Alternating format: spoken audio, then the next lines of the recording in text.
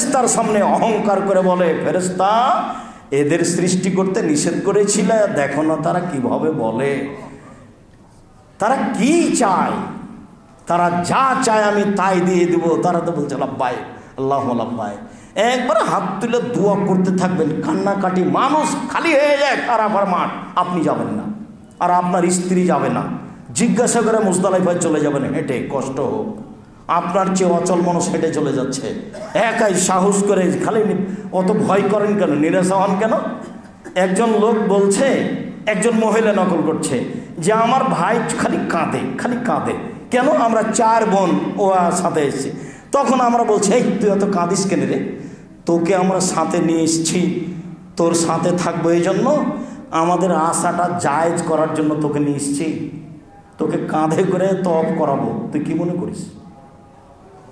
তোকে কাঁধে করে তওয়াফ করাবো, তোকে কাঁধে করে আরাফার মাঠে থাকবো, অত কাঁদছিস কেন? চুপ থাক, তুই ভয় করিস না আমাদের জন্য, তোকে নিয়ে এসেছি সাথে আমাদের আশাটা জায়েজ করার জন্য।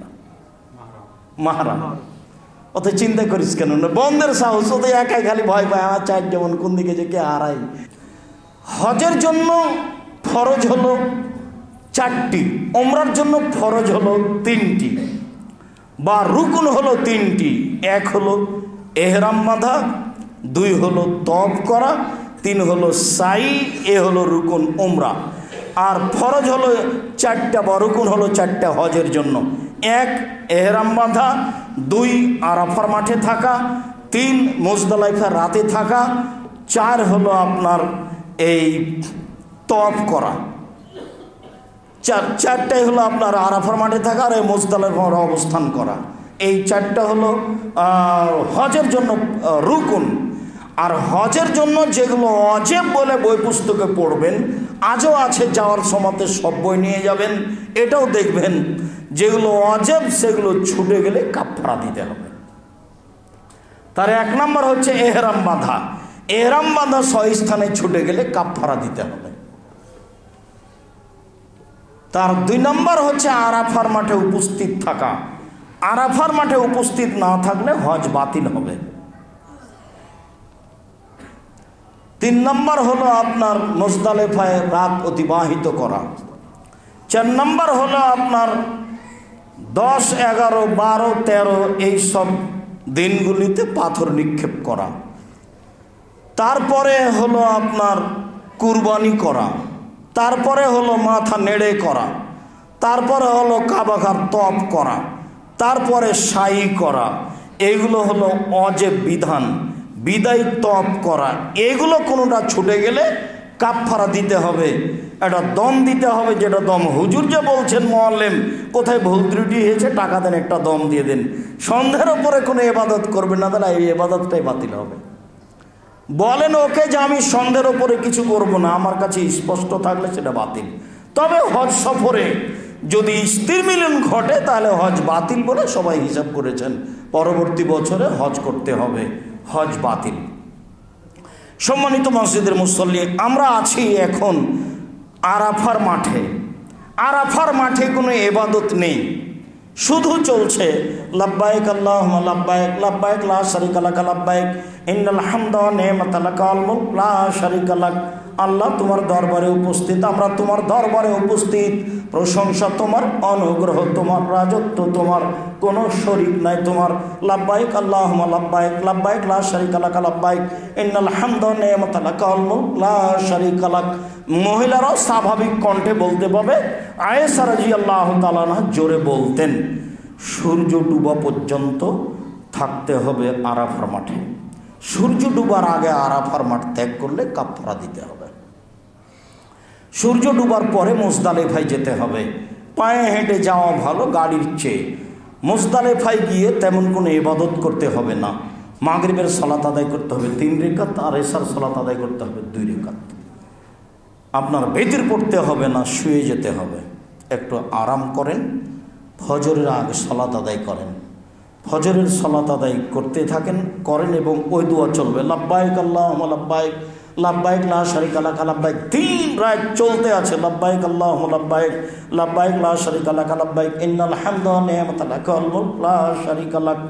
মুজদালিফায় গিয়ে যখন মুজদালিফা শেষ হবে, বাঁকা পাথর মারার জন্য ঘুরবেন, তখন একটা মাশারে হারাম, যেটা কোরআন মাজিদে উল্লেখ হয়েছে, তাসবিহ তাহলিল জিকির আজকার দোয়া, যদি পারেন ওখানে হাত তুলে দোয়া করবেন। এবার পাথর মারতে চলেন।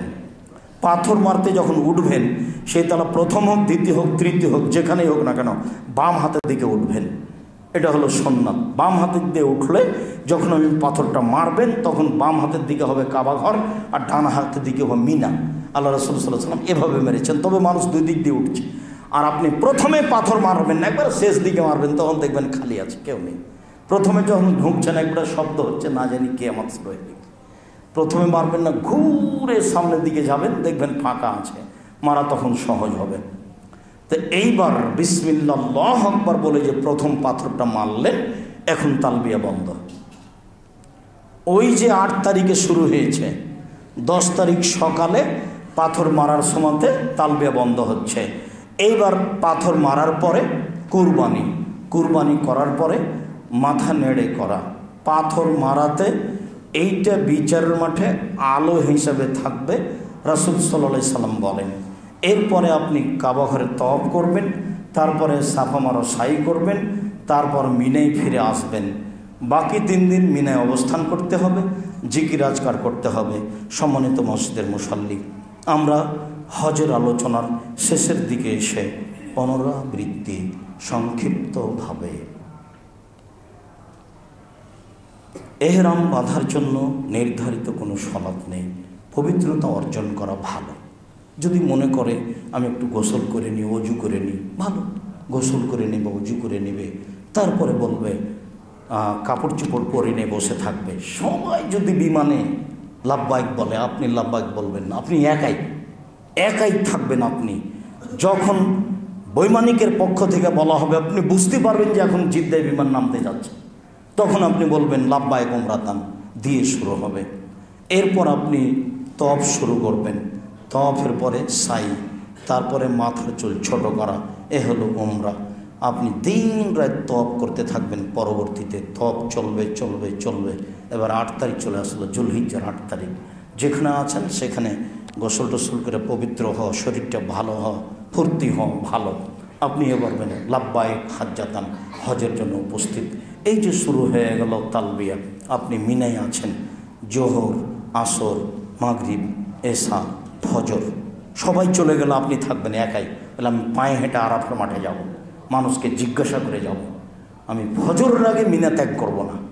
তারপর আপনি চলে যান আরাফার মাঠে। আপনার জায়গা থাক আর না থাক কী আছে, পরে অত খাবেন না। আরাফার মাঠে খালি খাওয়া, পানি আর কত কি, মুখ বন্ধ রাখবেন, কম খেতে হবে, পেশাব পায়খানার ঝামেলা আছে। জোহর আসর একসাথে হবে, জোহর 2 রাকাত, আসর 2 রাকাত। এরপরে হাত তুলে দোয়া চলবে, কান্নাকাটি যেখানে আপনার সুবিধা হয়। রাসূল সাল্লাল্লাহু আলাইহি সাল্লাম বলছেন, খায়রুদ দুআয়ে আরাফা, আরাফার দিনের দোয়া সবচেয়ে উত্তম দোয়া। খায়রু মা কুলতু আনা ওয়ান নাবিয়ুনা মিন কাবলি, উত্তম দোয়া যেটা আমি বলেছি, সবচেয়ে উত্তম দিয়ে যেটা সকল নবীগণ বলেছেন, লা ইলাহা ইল্লাল্লাহু ওয়াহদাহু লা শারীকা লাহু লাহুল মুলকু ওয়া লাহুল হামদু ওয়া হুয়া আলা কুল্লি শাইইন কাদির। আরাফার মাঠ, আয়েশা রাদিয়াল্লাহু তাআলা আনহা বলেন, মা মিন মুসলিমিন আকসারা ইলতাকাল্লাহু আবদান মিনান নারে মিন ইয়াউমে আরাফা। আরাফার দিনে যত মানুষ জাহান্নাম থেকে মুক্তি পায়, আর কোনো দিন তত মানুষ জাহান্নাম থেকে মুক্তি পায় না। হোক না কেন সেটা লাইলাতুল কাদর, হোক না কেন সেটা কোনো এক জুমার দিন, বিশেষ দিন। পৃথিবীতে এমন কোনো দিন সময় নেই যেদিন যে সময় মানুষ অত জাহান্নাম থেকে মুক্তি পায়। আরাফার মাঠে মানুষ যত জাহান্নাম থেকে মুক্তি পায়, ইন্নাহু ইয়াদনু, উনি নিকটে হয়ে যান মানুষের। তারপর ইবাহি বিহিম আল মালায়েকা, ফেরেশতার সামনে অহংকার করে বলে, ফেরেশতা এদের সৃষ্টি করতে নিষেধ করেছিল, দেখো না তারা কিভাবে বলে, তারা কি চায়, তারা যা চায় আমি তাই দিয়ে দেব। তারা তো বলছে লাব্বাইক আল্লাহুম্মা লাব্বাইক। একবার হাত তুলে দোয়া করতে থাকবেন, কান্নাকাটি, মানুষ খালি হয়ে যায় আরাফার মাঠ। আপনি যাবেন না, আর আপনার স্ত্রী যাবে না। জিজ্ঞাসা করে মুজদালিফায় চলে যাবেন হেঁটে, কষ্ট হোক। আপনার চেয়ে অচল মানুষ হেঁটে চলে যাচ্ছে, একাই সাহস করে। খালি অত ভয় করেন কেন, নিরাশা হন কেন? একজন লোক বলছে, একজন মহিলা নকল করছে যে আমার ভাই খালি কাঁদে। কেন? আমরা 4 বোন ও সাথে এসেছি। তখন আমরা বলছি, এই তুই অত কাঁদিস কেন রে? তোকে আমরা সাথে নিয়ে এসেছি, তোর সাথে থাকবো, এই জন্য আমাদের আশাটা জায়েজ করার জন্য তোকে নিয়ে এসেছি। তোকে কাঁধে করে তওয়াফ করাবো, তুই কি মনে করিস? তোকে কাঁধে করে তওয়াফ করাবো, তোকে কাঁধে করে এই আরাফার মাঠে থাকবো, অত কাঁদছিস কেন? চুপ থাক, তুই ভয় করিস না আমাদের জন্য। তোকে নিয়ে এসেছি সাথে আমাদের আশাটা জায়েজ করার জন্য। মাহরাম, অত চিন্তা করিস কেন? না বন্ধের সাহস, ওদের একাই খালি ভয় পায়, আমার চার যেমন কোন দিকে যে কে হারাই, সেই নিয়ে দুশ্চিন্তা, সেটা দুশ্চিন্তা করতে হবে না। সম্মানিত দিনী ভাই বোন, চলে আসলেন মুজদালিফায় সন্ধ্যার সময়, রাত 10টা বাজুক 1টা বাজুক ভোর হোক, আপনি মাগরিব আদায় করবেন, এশা আদায় করবেন, বেতের পড়বেন না, ফজরের সালাত আদায় করে পায়ে হাঁটতে থাকবেন, মিনাতে যাবেন, প্রথম জামরায় পাথর মারবেন, শেষ জামরায় পাথর মারবেন, প্রথম দ্বিতীয়ত নয়, শেষ জামরায় পাথর মেরে কুরবানি করতে যাবেন। কুরবানি করার পরে মাথা নেড়ে করবেন, তারপরে কাবা ঘর তওয়াফ করবেন, তারপর সাই করবেন, তারপরে মিনায় ফিরে আসবেন যেখানে ব্যাকবুক চার্জ। পরের দিন 3টে জায়গাতেই পাথর মারবেন আল্লাহ আকবার বলে, পরের দিন 3টে জায়গাতেই পাথর মারবেন আল্লাহ আকবার বলে।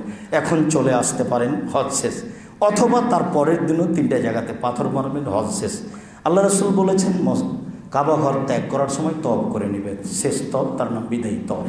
আল্লাহ তুমি আমাদেরকে তোমার রাসূল সাল্লাল্লাহু আলাইহি ওয়াসাল্লামের পদ্ধতিতে হজ করার তৌফিক দান করো। সম্মানিত দিনী ভাই বোন, মানুষ সবাই চলে যাওয়ার জন্য এসেছে, অল্প সময় হলো আল্লাহকে স্মরণ করার জন্য চেষ্টা করুন। আজ হোক আর কাল হোক আমাদেরকে যেতেই হবে। আল্লাহ আমাদের যারা মারা গেছে তুমি তাদের কবরের শাস্তি মাফ করো, আমরা যারা অসুস্থ তুমি তাদের আরোগ্য দান করো। বিশেষভাবে নাসিরের আব্বা এবং আরও যারা এই মসজিদের সাথে অন্তরঙ্গভাবে জড়িত ছিল চলে গেছে, তুমি তাদের কবরের শাস্তি মাফ করো, তুমি তাদের কবর প্রশস্ত করো, তুমি তাদের কবরকে আলোকিত করো। যারা অসুস্থ বাড়িতে হাসপাতালে তুমি তাদের আরোগ্য দান করো। আমরা যারা বেঁচে আছি তুমি তাদেরকে তোমার রাসূলের পদ্ধতি অনুযায়ী চলার তৌফিক দান করো, তোমার রাসূলের পদ্ধতিতে আমাদেরকে হজ করার তৌফিক দান করো। তোমার দরবারে এই জোরালো দাবি ও দাওয়া রেখে আজকের